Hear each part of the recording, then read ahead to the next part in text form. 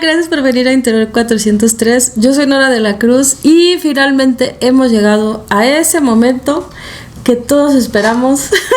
No es la Navidad, es el video del top con lo mejor de... Claro, no lo mejor de todo el mundo porque no pude leer todos los libros que se publicaron este año, que son muchísimos, pero sí lo mejor de lo que yo leí en este año en el canal y que comenté en su momento.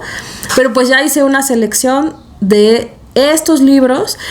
Hay una pequeña aclaración y eso es que no estoy incluyendo aquí los libros del Guadalupe Reinas y tampoco estoy incluyendo los libros de la lista del New York Times porque le hicimos su propio top al libro Club Matrimonial. Entonces son solamente libros que leí por mi cuenta y que hemos comentado ya en el canal, pero pues para que tengan la selección de todos juntos, lo mejor de lo mejor de lo mejor de lo que leímos este 2025. Y bueno, la verdad es que son 10 son 10 libros, 10 recomendaciones, pero realmente creo que de ellos, o sea, ninguno de ellos tiene desperdicio. Casi les puedo garantizar que si los leen les van a encantar. Muy buenas lecturas. Y todo empezó en enero, si no me equivoco, con un libro que era una autora que yo no había leído. Me dio mucha curiosidad ver su libro en la FIL Guadalajara del año pasado, su libro nuevo, que era Fuego en la Garganta, porque todavía no había leído El Descontento, que fue su primera novela, con la que todo el mundo comentaba que era muy buena, y ella es Beatriz Serrano. Esta novela me la habían recomendado, creo que cuando salió. En el canal me comentaron que... me preguntaron más bien qué opinaba de ella, y yo pues todavía no estaba tan enterada de qué onda con esta escritora. Me da la impresión de que ella había sido periodista hasta este punto, cuando de repente decide dar el salto a escribir. Y cuando busco esta novela, El Descontento, pues la verdad que me impresionó mucho. Ok, vamos a hacer algunas aclaraciones. El Descontento es una novela que trata acerca de una mujer que tiene un trabajo corporativo. O sea, claramente se nota que es una cuestión relacionada con marketing y estas cosas. Y a pesar de que su trabajo no es malo y aparentemente ella tiene como que cierto grado de reconocimiento, o es buena en su chamba, pues ella misma está consciente de que no es para nada lo que a ella le hubiera gustado. Ella estudió historia del arte, si no me equivoco. Entonces no es para nada lo que a ella le hubiera gustado, pero pues ya está ahí, ¿no? Como que empezó ahí, pensó que iba a ser algo temporal, pero la inercia la llevó a quedarse muchos años, y de pronto se encuentra en este bache, en esta sensación de pues ya tener que medicarse pues prácticamente todos los días, simplemente para resistir esta rutina que ya la está acabando, ¿no? Esto pareciera muy oscuro y creo que lo es cuando uno lo vive, pero la realidad es que lo que más me llamó la atención es el sentido del humor tan negro que tiene esta autora, y que además lo lleva a las últimas consecuencias, porque dentro de esta historia no solamente nos plantea esta sensación de desilusión y de un poco de que la vida se está desperdiciando en la chamba, sino que también plantea pues todos los costos que tiene, no solo a nivel psicológico, sino en cómo nos vinculamos, en cómo nos desplazamos de nuestros lugares de origen, etcétera. O sea, creo que en esta aparente ligereza del libro, que es breve, se lee muy fácil, es muy gracioso, es muy entretenido, tiene unas grandes ideas, la verdad.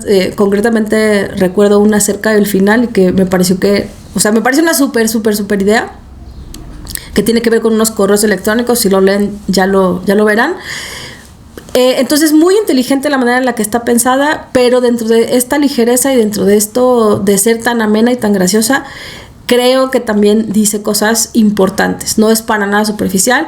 Y además fue un libro que, a pesar de que lo leí muy al principio del año, pensé en él todo el año. O sea, me acordaba mucho de esta frase de: entre ser feliz y comprar más cosas, elegí comprar más cosas.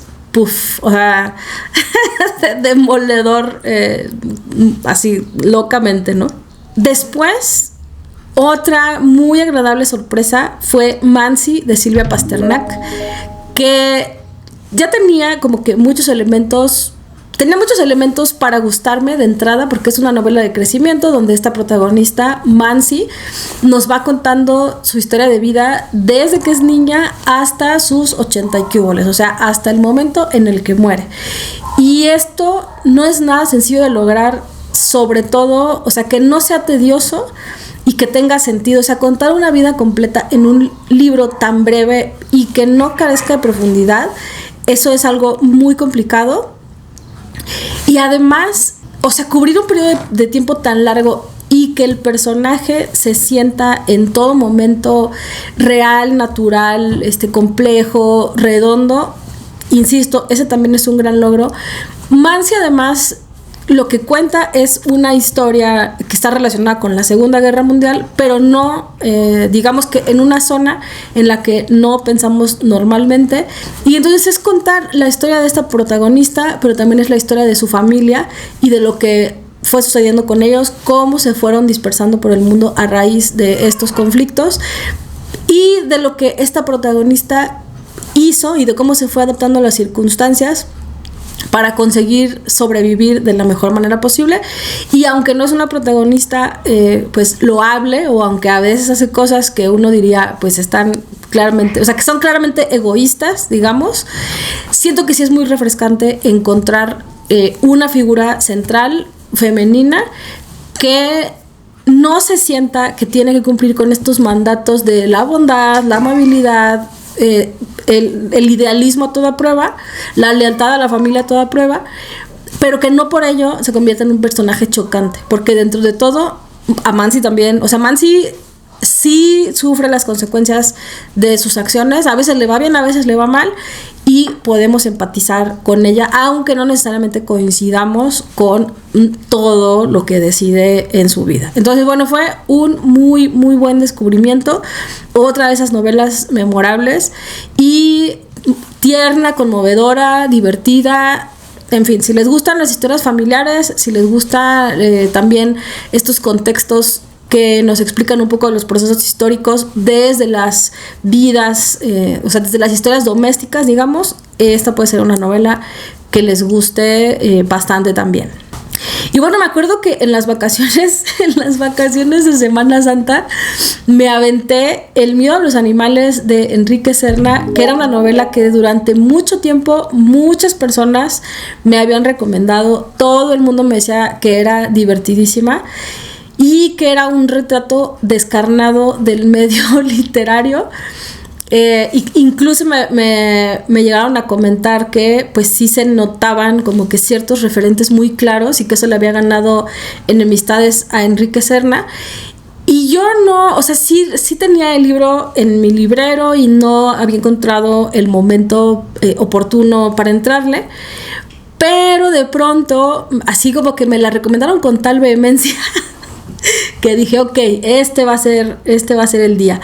Aproveché mis vacaciones de Semana Santa para entrarle con entusiasmo, y fue una de esas novelas que uno desde que la empieza hasta que la termina está súper picado.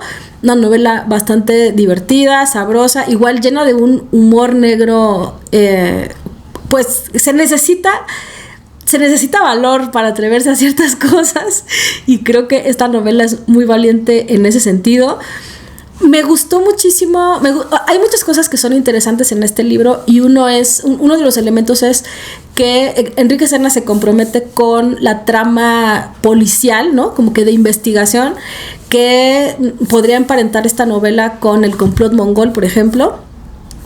El personaje central pues sí se convierte en una especie de agente secreto, pero sus ambiciones literarias lo llevan a relacionarse de otras maneras con los personajes que están implicados en un crimen.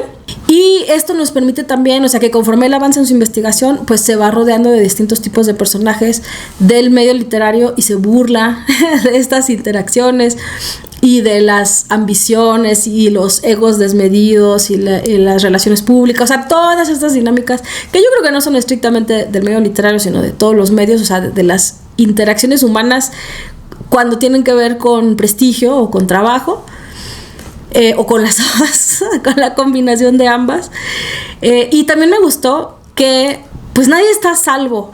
O sea, no es como que Enrique Serna plantee, estos son los buenos, estos son los malos, esto es lo correcto, sino que de plano él dice, agarra parejo y dice, todo es la misma cochinada y todos son igual de ridículos, ¿no? Entonces, uno podría decir que es una salida pesimista, sin embargo, creo que es coherente con el tono tan negro que tiene toda la novela, pero que es divertidísima. Aquí, la única advertencia que les hago es que si a ustedes les choca ya demasiado la misoginia, o sea, si ustedes ya no tienen esta paciencia para decir, bueno, pues este señor es de otro tiempo y pues en sus épocas estos chistes todavía estaban bien, a lo mejor, o sea, no a lo mejor, o sea, lo más probable es que todas las representaciones femeninas pues les parezcan horrorosamente estereotípicas, y en algunos casos incluso pues deliberadamente humillantes.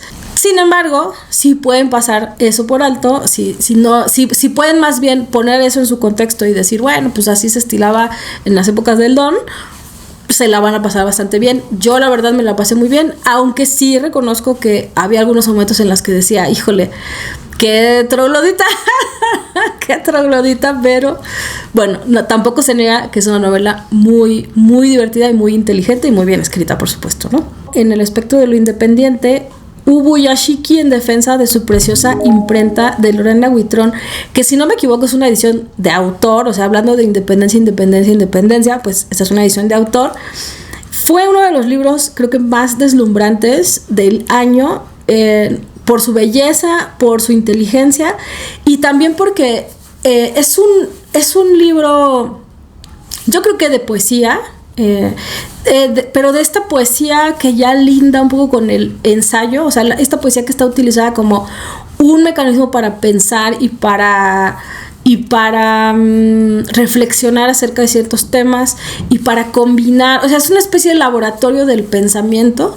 Por eso creo que admiro tanto la poesía de Lorena Huitrón, porque sí está esta densidad del lenguaje y esta belleza del lenguaje de la poesía, o sea, que es la naturaleza del lenguaje poético, y está esta propuesta de combinar cosas que no necesariamente nos parecerían combinaciones obvias o predecibles, pero todo esto está al servicio de reflexiones acerca de ciertos temas y de proponer cuestionamientos, no tanto de responder preguntas, sino de proponer cuestionamientos incómodos y abrir esas conversaciones, ¿no? Entonces, a pesar de que es un libro súper, súper breve, y a pesar de que pareciera que está hecho de materiales disímbolos, o sea, que a veces habla de ser profesor, a veces habla de la edición, a veces habla de la violencia vicaria, a veces habla de las denuncias falsas, a veces habla de la maternidad, y a pesar de que todo esto nos parecieran materiales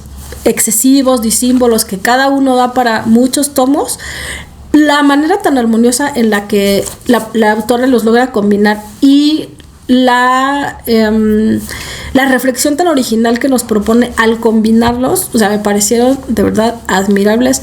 Había leído un libro antes de esta misma autora en Elefanta, que también me había gustado bastante. Entonces, bueno, se consolida como una de mis autoras favoritas, que yo más admiro del panorama nacional actual. Seguramente, si yo me entero que tiene otro libro, seguramente lo perseguiré porque me gusta muchísimo su trabajo. Entonces, bueno, se lo recomiendo muchísimo y creo que vale la pena apoyar estas propuestas, porque también en la medida en la que van ganando lectores, pues van ganando presencia y van ganando también, van conquistando un poco otros espacios, y creo que vale la pena todo esto a favor de la bibliodiversidad, por supuesto, ¿no? Entonces, bueno, continuando con mi extenso listado de libros favoritos. Bueno, aquí hay dos libros que yo conecto un poco, aunque no los leí tan pegados uno con el otro. El primero es We Need New Names, de Noviolet Bulawayo, y el otro es Nervous Conditions, de Tsitsi Dangarembga. Los conecto, por supuesto, porque son dos libros de autoras africanas, pero también en cierta medida porque evidentemente la cuestión africana o la realidad africana, a pesar de que son de países distintos, es algo que tienen en común, o sea, la reflexión acerca de cómo las condiciones de vida en los países africanos a veces llevan a los desplazamientos, a la migración, pero concretamente se enfocan en cómo la migración es una experiencia que forma la identidad, pero que este proceso no es un proceso fácil, es un proceso doloroso, contradictorio, lleno de claroscuros, ¿no? Entonces, en un primer sentido, el libro de Violet Bulawayo, We Need New Names, pareciera una historia de crecimiento en la cual, o sea, está dividido en capítulos que cada uno podría funcionar como un cuento, o sea, porque son como pequeñas historias autónomas, pero que conforme las vamos leyendo nos van construyendo esta transición que vive la protagonista, que se llama Darling, si no mal recuerdo, desde que no es tan pequeñita, digamos que está en la pubertad y que todavía juega con sus amigos y todavía está viviendo en África en ciertas condiciones que nosotros observamos que son condiciones precarias, y que además el resto de sus amigos también vive distintos tipos de precariedades y distintos tipos de violencias. Vemos también las condicionantes ideológicas y vemos cómo esta manera de vida y esta circunstancia hace que desde muy pequeños ellos idealicen Estados Unidos y la migración como una oportunidad de cambiar de vida, pero de cierta manera hay una especie de pensamiento mágico que les hace creer que si se van a Estados Unidos, así ya como por arte de magia, todo se va a resolver y se van a volver millonarios y tal, ¿no? O sea, como que tienen una versión muy simplificada de las cosas. Y entonces en la segunda mitad del libro lo que sucede es que la protagonista en efecto emigra, o sea, se va a vivir con su tía a los Estados Unidos, y ella ya puede ver de primera mano las complejidades de la migración y de cómo la ven las personas en su nuevo entorno, de las dificultades que pasa su tía para sostener esa vida, o sea, que no es millonaria, ¿no? Y de cómo ella también hace muchos sacrificios y tiene que seguir apoyando, o sea, además de que tiene su propia vida y tiene que sostener su propia vida, tiene que seguir apoyando a las personas que se quedaron en su país de origen. Lo difícil que es construir nuevos lazos, lo difícil que es adaptarse culturalmente, pero también cómo hay una especie de adaptación que comienza a ser un distanciamiento del lugar de origen, ¿no? Y toda esta combinación de factores está contado sí con crudeza y sí con... O sea, sí hay momentos en los cuales nosotros entendemos las grandes dificultades que enfrentan los distintos personajes. Hay cosas que sí de verdad a mí me parecieron durísimas, sobre todo la primera parte es durísima. La segunda parte es mucho más digerible y siento que se cuela mucho más el humor. Y estas dificultades se representan con mucha ternura, porque a pesar de que la migración no es un proceso sencillo, es muy esperanzador hasta cierto punto ver cómo estas personas están luchando todos los días por salir adelante, por crear nuevas redes de apoyo, por reconectar con sus raíces, y encuentran, o sea, hacen lo mejor que pueden con lo que encuentran, ¿no? Entonces, siento que dentro de todo, o sea, a pesar de que la primera mitad del libro es muy cruda, siento que dentro de todo no es, o sea, termina en un tono nostálgico, pero no necesariamente tan oscuro, ¿no? Y condiciones nerviosas, nervous conditions, que tiene también que ver con la migración y tiene que ver con la educación y con la condición de mujer en el contexto africano, en una cultura que quizá sigue teniendo muchísimos resabios patriarcales o tradicionalistas, etcétera, etcétera. Entonces, aquí lo que nos cuentan es la historia de Tembu, si no me equivoco, que es una niña que desde niña tiene mucha curiosidad por ir a la escuela y por aprender, pero pues esto no es tan sencillo en sus condiciones económicas. Pero bueno, por circunstancias de la vida, ella consigue esa oportunidad y se va a vivir con sus primos ricos, digamos, que sus primos ya son muy distintos a ella porque ellos en su momento los papás, o sea, sus tíos, cuando se casaron, hicieron su maestría en, no me acuerdo si en Londres o en alguna ciudad del Reino Unido. Entonces ellos tuvieron que adaptarse a esta nueva sociedad, pero bueno, cuando obtienen sus títulos, regresan a su país de origen, donde esos títulos pues les dan una ventaja económica importante, y entonces ellos son como que los tíos ricos que se encargan como de proteger al resto de la familia, ¿no? Y entonces tanto esta diferencia de clase, o sea, porque ellos ya son ricos, como esta diferencia de educación, hace que se empiecen a crear ciertas dinámicas de poder al interior de la familia, porque por un lado estos tíos sí emigraron y se adquirieron ciertas costumbres de haber vivido en el extranjero, pero por otro, cuando regresan a su contexto, necesitan también adaptarse a las reglas, los valores, la ideología, las relaciones familiares de ese contexto. Y esto, digamos que para los papás no es tan difícil, pero para la generación siguiente, o sea, para la prima de la protagonista, para los primos en general, sí es como que muy confuso, porque ellos aparentemente se criaron en Reino, o sea, como que lo que recuerdan de su niñez, de sus primeros años, tiene mucho más que ver con el extranjero que con el tradicionalismo del lugar de origen, ¿no? Entonces, esto crea una especie de conflicto interior o conflicto de identidad en general para las mujeres del libro. O sea, los hombres lo viven de una manera un poco más cómoda porque en cualquiera de los contextos pues ellos siguen teniendo el poder, pero las distintas mujeres que aparecen en esta historia todas están en posiciones muy incómodas y en estas negociaciones con su propia posición dentro de estas estructuras familiares, sociales, etcétera, ¿no? Y para la protagonista concretamente ella sí quiere estudiar y no sé, como que buscar algo distinto de lo que conoce en su contexto, pero también se da cuenta de los costos que tiene ese cambio, ¿no? Entonces, bueno, me pareció una novela muy, muy, muy interesante, muy conmovedora, y que lamentablemente muchas de las cosas que suceden ahí no son tan distantes para nosotros, porque todavía en nuestros contextos pues muchas veces las mujeres son discriminadas. O sea, uno puede escuchar con mucha facilidad esto de que al hijo hombre le pagan la escuela porque es hombre, pero a la mujer no, porque como ella se va a casar pues no vale la pena invertir en eso, ¿no?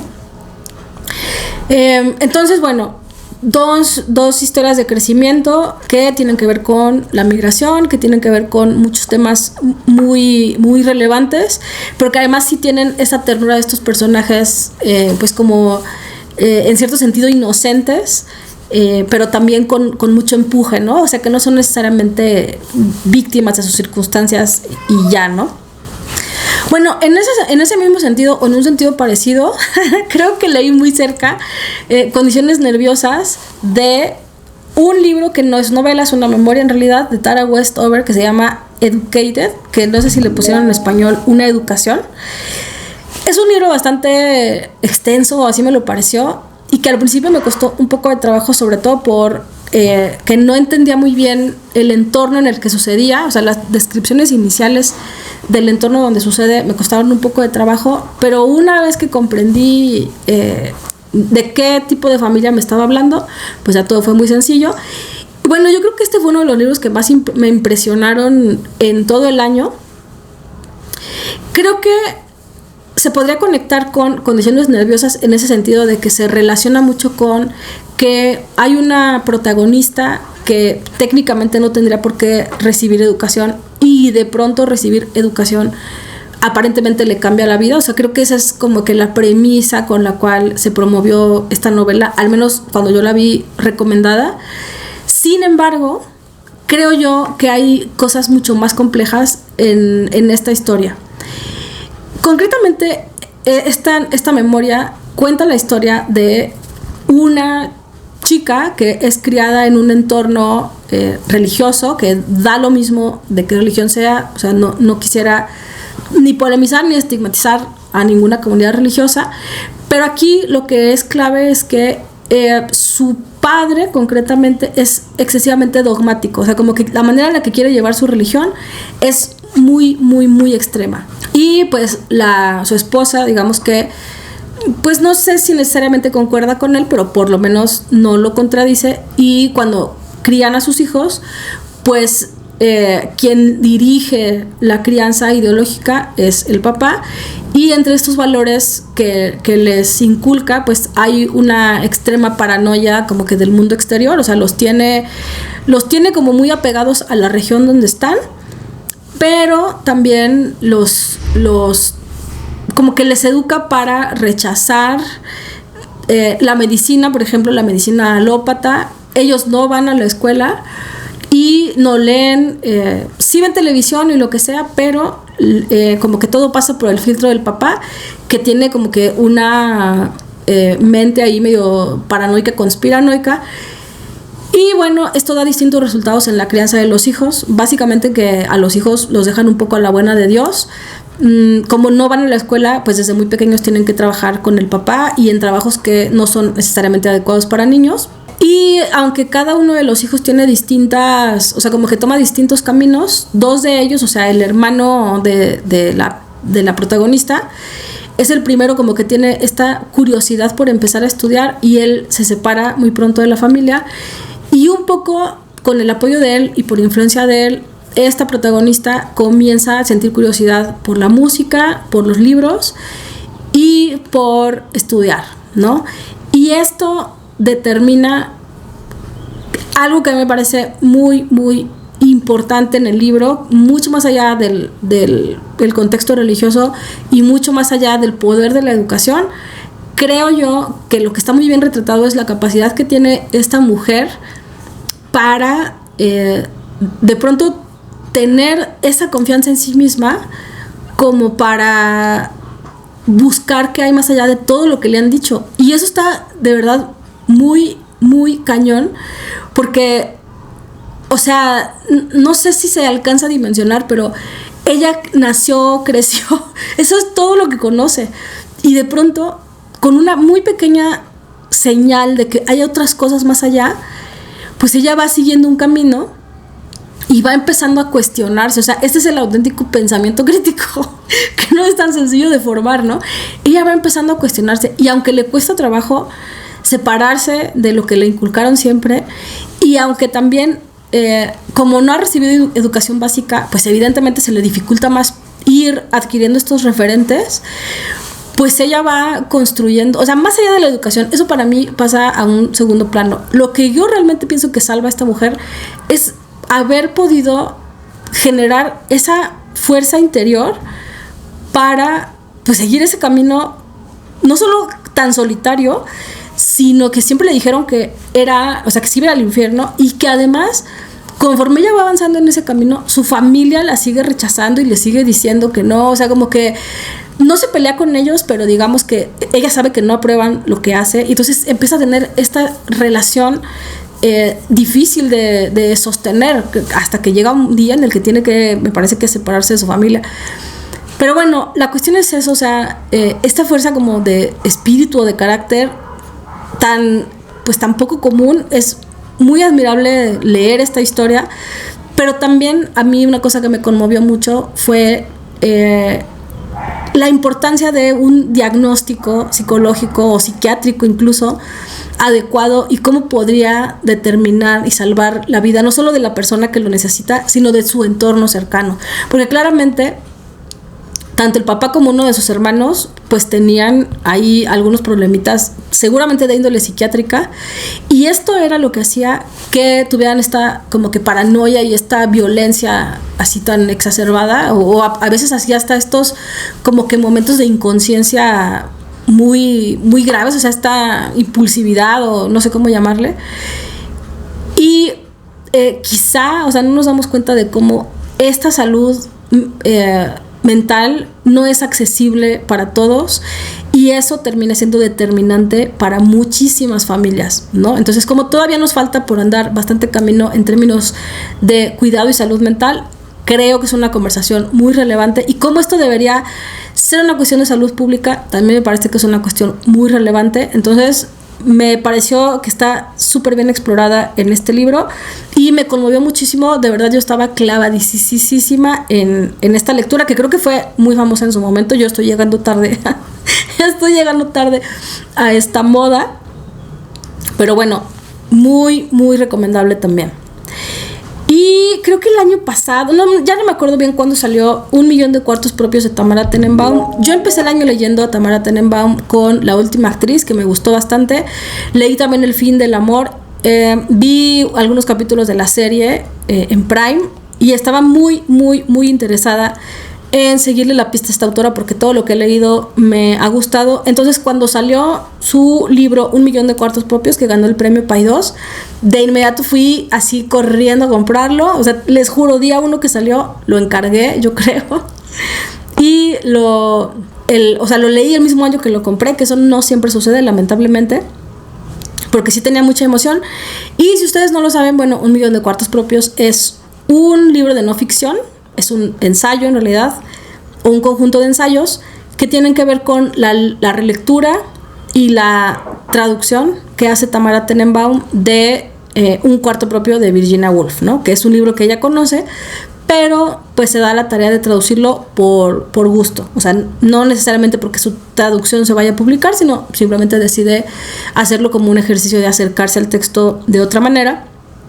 Y conforme va leyendo distintas cosas, y sobre todo en las minucias del lenguaje, como diría el clásico contemporáneo, en esas minucias de la traducción, en ciertos términos y en ciertas palabras, ella pone su atención para reflexionar acerca de ciertas ideas, y no solo para hacer su interpretación o su comentario sobre Virginia Woolf, sino también para dialogar con ciertas interpretaciones que se han hecho de Virginia Woolf. Y además también cómo esas ideas que están en el ensayo de Woolf dialogan con nuestra realidad actual y con otros textos, otros autores que están pensando en cuestiones relacionadas sobre todo con el trabajo, por supuesto, porque Un cuarto propio tiene muchísimo que ver con las condiciones materiales en las que se produce la escritura y en la escritura como trabajo y en el acceso que tienen las mujeres a cierta tranquilidad y cierta estabilidad económica para realizar el trabajo intelectual. Entonces, todas estas cuestiones, y que además se han vuelto nunca han dejado de ser relevantes, pero que tienen ciertas características en nuestro contexto actual, es lo que pone en sus razonamientos, y es con lo que ensaya, es el material con el que ensaya Tamara Tenenbaum. Y bueno, su reflexión me interesó bastante. Algunas cosas, digamos, son ideas que están en el ambiente, que se discuten en redes sociales y tal. Me gustó también no solo leer su lectura de Woolf, sino que, sobre todo en los libros de no ficción, es interesante lo que propone el autor, pero también los autores que cita, ¿no? O sea, las fuentes con las que dialoga. Y siempre es muy valioso cuando un libro te recomienda libros. Este es el caso de 1 millón de cuartos propios, pero además es que se lee como una de esas conversaciones así como muy interesantes que uno tiene con alguien, pues sí, no sé, un amigo o un colega. Es un libro accesible, es un libro así que se siente conversacional, como un buen ensayo, pero que tiene bastante fondo y tiene mucha actualidad. Entonces yo me la pasé muy bien leyéndolo, le pegué 1000 post-its, anoté muchísimas referencias de lecturas a las que quiero llegar, y bueno, también se los recomiendo bastante. Y ya casi al final del año, bueno, los últimos 2 libros.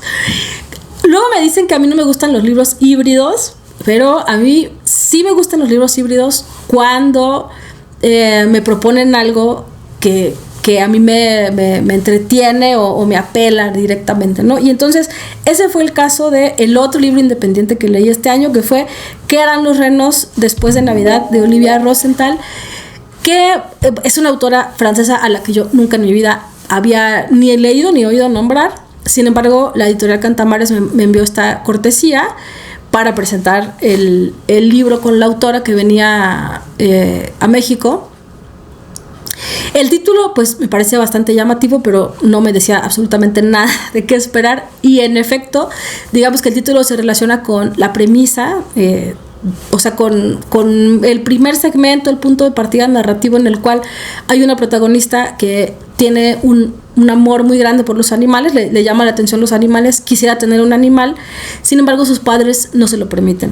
Y de este punto de partida tan simple empiezan a correr dos hilos paralelos, que uno está compuesto por segmentos, o sea, es un libro fragmentario y un hilo es una colección de segmentos de entrevistas a personajes que tienen trabajos relacionados con los animales, o sea, que tienen una relación directa con los animales, que va desde el laboratorista hasta cuidador de circo, o sea, domador de leones casi. Y digamos que trenzado con esos fragmentos, también tenemos fragmentos de la historia de esta niña, de su vida y de cómo va creciendo, siempre regresando a esta idea de este deseo frustrado de tener un animal y del amor a los animales, pero digamos que esto que en principio la premisa era el deseo de tener un animal, se va relacionando con otras cosas. Y también el hilo que habla de los animales va planteando también otros temas que tienen que ver con, para empezar, la relación de los seres humanos y los animales, pero también con la domesticidad, con los convencionalismos, con la identidad, con el deseo, por supuesto. En fin, un libro muy muy interesante en sentido así como muy simplista. Es una historia de crecimiento, que ya saben que a mí me encantan las historias de crecimiento. Sin embargo, en términos formales fue muy original, o sea, esta hibridez, y además creo que en su aparente simplicidad también nos propone preguntas que también son a cierto punto filosóficas. Entonces fue un libro muy interesante y que sobre todo me pareció muy refrescante sentir que era muy distinto a lo que estaba leyendo hasta ese momento e incluso a lo que acostumbro leer. Creo que los franceses tienen siempre ese superpoder, o sea, los libros franceses como que siempre tienen algo muy distinto y distintivo y suelen ser una buena incorporación a nuestros planes de lectura. Deberíamos mirar más hacia la literatura francesa, pero bueno, también recomendadísimo. Y la última recomendación de esta lista uno de los libros también favoritísimos del año, que me impresionó lo rápido que lo leí y lo tantísimo que me gustó y que me conmovió. Sobran las palabras, pero ese es Tengo miedo torero, de Pedro Lemebel. Tampoco es ninguna novedad, es un libro que pues es un clásico joven, creo yo. O sea, nunca he oído que a nadie no le guste ese libro. He visto muchos videos en YouTube en los cuales muy buenos lectores recomiendan ese libro. Tengo miedo torero, vemos la historia de la loca del frente. También hay dos hilos que van en paralelo. Uno es, digamos, vemos el día a día de Pinochet en una cierta etapa de su vida. Y por otro lado vemos la relación que tienen la loca del frente y Carlos, que Carlos es un opositor al régimen de Pinochet y la loca del frente pues es básicamente una mujer trans que está enamorada de Carlos y que por ese amor a Carlos es capaz de lo que sea, o sea, de correr muchísimos riesgos. Es un personaje, o sea, la loca del frente concretamente es un personaje entrañable, muy tierno, muy bien escrito. Y hay una serie de inteligencias narrativas en este libro. Me gustó, por ejemplo, este juego de perspectivas en el que cuando la protagonista piensa en sí misma, ella piensa en femenino. Pero nosotros vemos que cuando sale a la calle tiene interacciones con personas ajenas. O sea, su círculo de amistades sí se refiere a ella en femenino, pero cuando sale a la calle le hablan en masculino. O sea, ese tipo de detalles que pueden ser muy sutiles, pero que son inteligentísimos por lo mucho que dicen y sobre todo por cómo el autor es capaz de mantener la coherencia de ese relato usando estos recursos o estos cambios. Me encantó. Y el lenguaje, Dios mío, de verdad, qué prosa, o sea, muy accesible, muy conmovedora, muy tierna, pero con unos momentos así de genialidad poética, de verdad, y de intensidad sobre todo. Muy, muy, muy recomendable esta novela. Es muy breve, pero es de esas novelas que uno de verdad quiere mucho. Cuando la terminas la quieres abrazar porque es uno de esos como que grandes momentos que uno puede vivir como lectora, como lector. Pero bueno, en fin, Ese fue el top, el esperadísimo top. Creo que me aceleré mucho, pero bueno, es que eran 10 libros y ya son más de 40 minutos de video. Cuéntenme si conocen alguno de estos libros, cuéntenme si alguno les interesa, si lo tenían en su radar, si no. Y aprovechen para ir corriendo a hacerle su cartita a los Reyes Magos para pedirle todos estos libros o los que les falten en su biblioteca. Mientras tanto, hasta aquí lo dejaremos. Muchas gracias por venir a Interior 403. Yo soy Nora de la Cruz. Feliz año 2026.